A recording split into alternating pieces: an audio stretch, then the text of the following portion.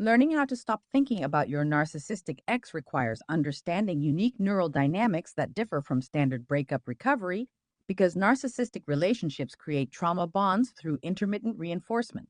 Helen Fisher's research at Rutgers University shows that unpredictable reward schedules activate dopamine circuits more powerfully than consistent positive reinforcement, making narcissistic relationships neurologically addictive. The cycle of idealization and devaluation creates what Anne-Laure Lecointre calls variable reward addiction, where your brain becomes chemically dependent on the highs and lows. Understanding this addictive neurochemistry helps you recognize that persistent thoughts are not about love, but about dopamine withdrawal. The trauma bond literature from Patrick Carnes shows that bonds formed through intermittent reinforcement are among the hardest neural patterns to break. Your brain is literally addicted to the neurochemical roller coaster, not genuinely attached to the person. The cognitive dissonance created by narcissistic relationships keeps your brain stuck trying to reconcile contradictory information, according to Craig Malkin's narcissism research. Your brain cannot accept that someone who seemed to love you could also be actively harming you, so it keeps replaying the good memories, trying to make them fit with the bad reality. This mental struggle activates the anterior cingulate cortex, the brain's conflict monitoring region, which generates the uncomfortable feeling of cognitive dissonance that your brain tries to resolve through continued thinking. Research from Leon Festinger's original cognitive dissonance work demonstrates that your brain will work harder to resolve inconsistency than almost any other cognitive task.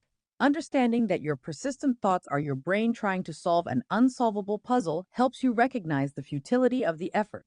The only resolution comes from accepting that the contradiction cannot be resolved because the person presented a false self.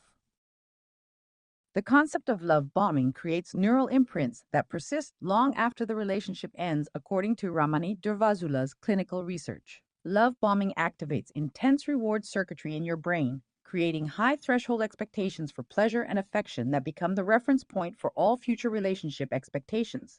These intense positive experiences stored in your hippocampus create golden memories that your brain keeps comparing to current reality. Research shows that the contrast between love bombing intensity and discard cruelty creates extreme cognitive dissonance that drives obsessive thinking. Understanding that love bombing was a manipulation tactic rather than genuine affection helps you reframe those memories as part of the abuse cycle rather than evidence of real love. The neural imprints of love bombing take time to fade because they were encoded during periods of high emotional and physiological arousal. The trauma bond itself operates through specific neurochemical mechanisms identified by Bessel van der Kolk's trauma research. Trauma bonds create powerful oxytocin and vasopressin attachments during the reconciliation phases of the abuse cycle, while the abuse phases create cortisol and adrenaline that heightens emotional intensity. This alternating neurochemical state creates a bond that is physiologically stronger than bonds formed through consistent healthy relating. Their fearing studies show that trauma bonds activate the same neural reward circuits as healthy bonds, but with greater intensity and less stability. Research demonstrates that breaking trauma bonds requires understanding that the physiological bond strength does not reflect relationship quality, but rather the power of intermittent reinforcement. Recognizing that the attachment you feel is chemically driven helps separate genuine connection from neurochemical dependency. The prefrontal cortex struggles to override limbic activation in trauma-bonded relationships, according to Stephen Porges's polyvagal theory research. When your nervous system is in chronic threat response due to the unpredictable nature of narcissistic relationships, your prefrontal cortex's ability to regulate thoughts and emotions is compromised. This explains why knowing that your ex is bad for you does not stop you from thinking about them. The threat response system prioritizes survival over rational decision-making, keeping attachment circuits active even when the relationship is over.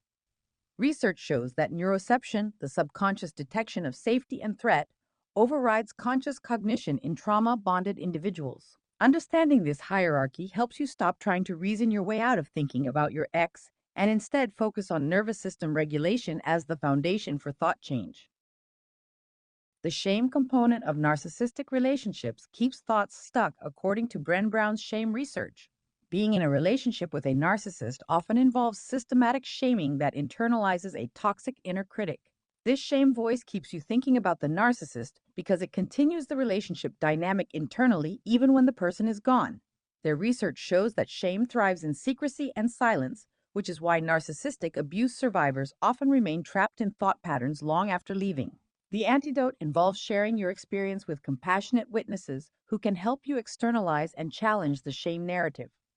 Research demonstrates that naming shame and speaking it aloud reduces its power by activating prefrontal regulatory circuits. Understanding that persistent thoughts are partly shame-based rather than love-based helps you shift from trying to understand the narcissist to healing the shame they implanted.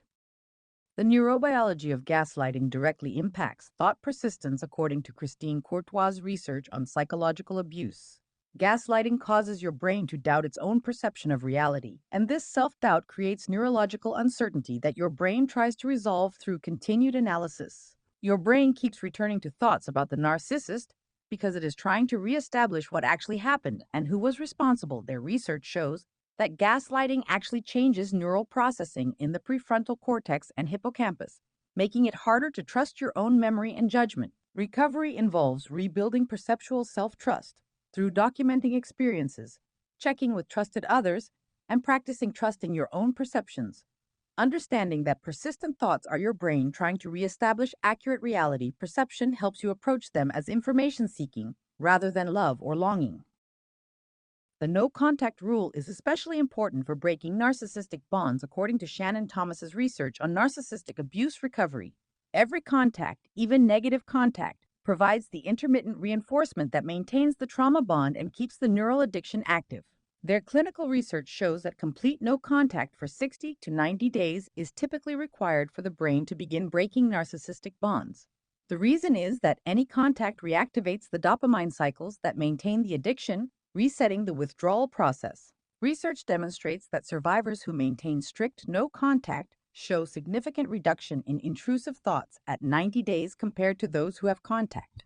The mechanism involves allowing the dopamine receptors to upregulate back to normal sensitivity through complete abstinence from the reward cycle. The concept of future faking creates neural predictions that persist after the relationship ends, according to Lisa Feldman Barrett's predictive brain research.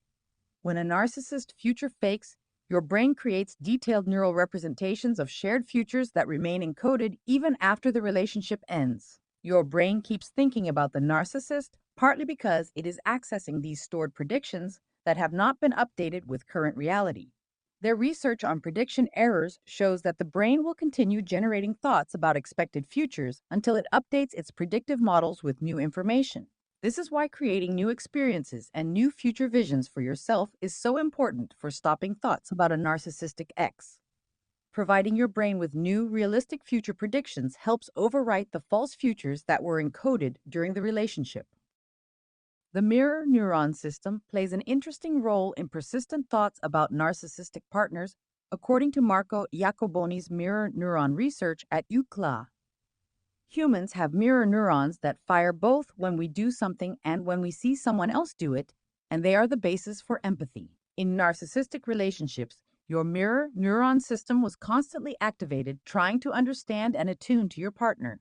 But narcissists have impaired mirror neuron function for empathy. Your brain got stuck in a pattern of trying to mirror someone who could not mirror back, creating unresolved neural activation that persists as continued thoughts. Research shows that redirecting this empathic activation toward yourself and toward people who can reciprocate helps resolve the stuck neural pattern. Understanding that your persistent thoughts are partly a healthy empathy system, trying to connect with someone who lacks reciprocal capacity, helps you redirect that empathic energy toward yourself. The narcissistic injury you experienced creates a unique form of attachment disruption, according to Eleanor Greenberg's research on narcissism and attachment. Unlike normal breakup where both parties experience loss, narcissistic discard involves your ex never truly attaching in the first place due to their attachment deficits. This creates a situation where you are grieving a real attachment while they feel little to no loss, which is profoundly disorienting for your brain. The injustice and asymmetry of this experience keeps your brain returning to the thoughts because the situation violates your brain's expectation of fairness and mutual investment. Research shows that the brain processes fairness violations in the same regions that process reward, and unfairness triggers powerful cognitive engagement.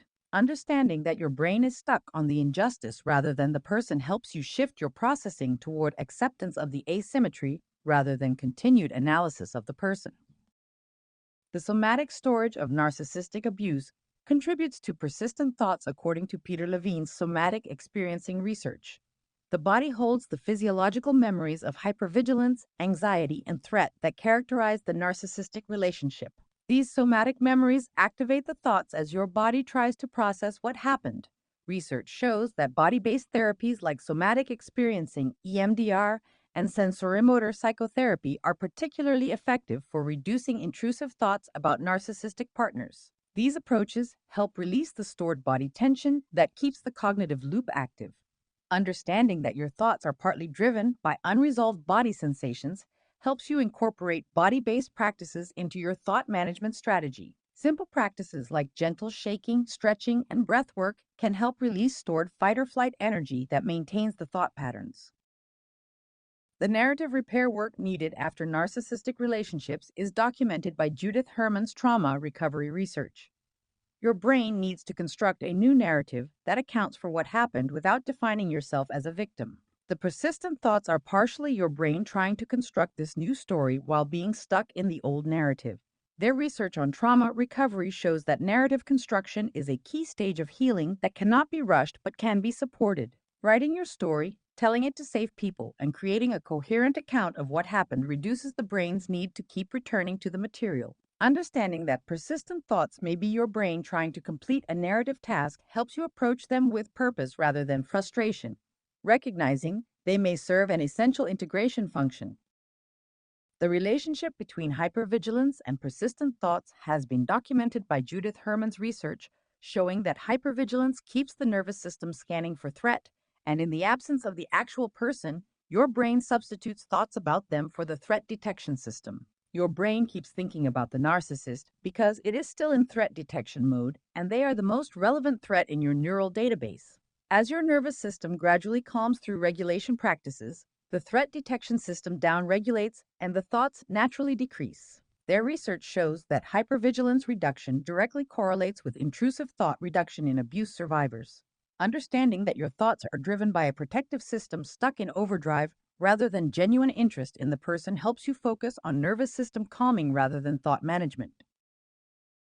The specific role of cortisol dysregulation in maintaining narcissistic X thoughts is explained by Robert Sapolsky's stress research at Stanford. Chronic cortisol elevation from narcissistic abuse sensitizes the amygdala and impairs hippocampus function, creating a brain state that generates more intense and persistent emotional thoughts.